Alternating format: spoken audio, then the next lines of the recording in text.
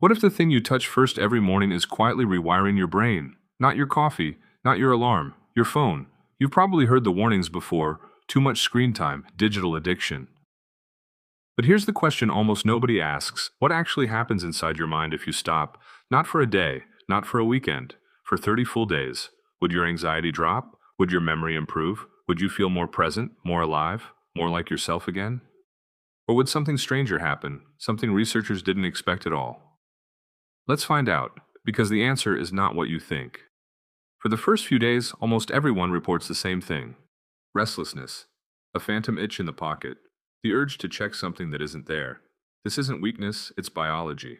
Every notification you've ever received trained your brain to release small hits of dopamine, the same chemical involved in gambling and substance use. Day 1 feels like nothing changed. Day 3 feels like withdrawal.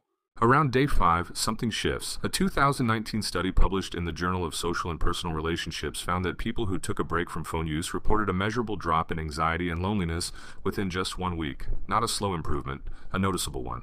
The mind, stripped of constant input, starts to slow down. You'd expect boredom. Instead, many people describe something closer to clarity. Why would removing stimulation make you feel sharper, not duller?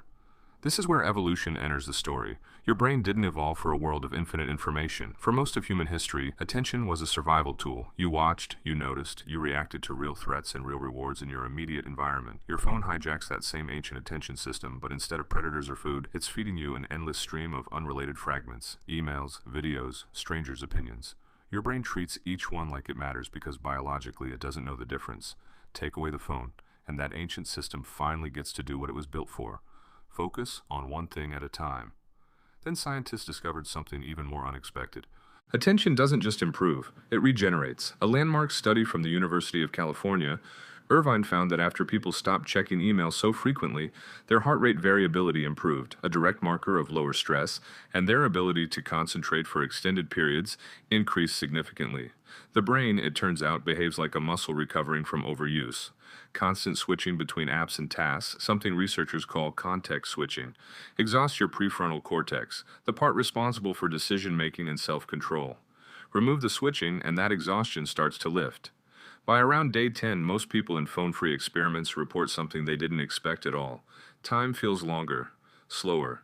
Days feel more memorable instead of blurring together. That's when everything changed for researchers studying memory. Neuroscientists have long known that memory formation depends on something called encoding, the brain's process of converting experience into lasting memory. But encoding requires attention. If your focus is constantly fragmented, checking a phone every few minutes, your brain never fully processes what's happening around you. That's why so many people feel like time moves faster as phone use increases. You're not truly living those moments, you're skimming them. Stop the skimming, and something remarkable happens. Life starts to feel longer again. But the real mystery is what happens to your sense of self.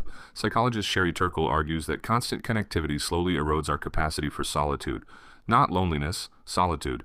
The ability to sit with your own thoughts without needing external validation. Without a phone, many participants describe boredom that eventually turns into creativity.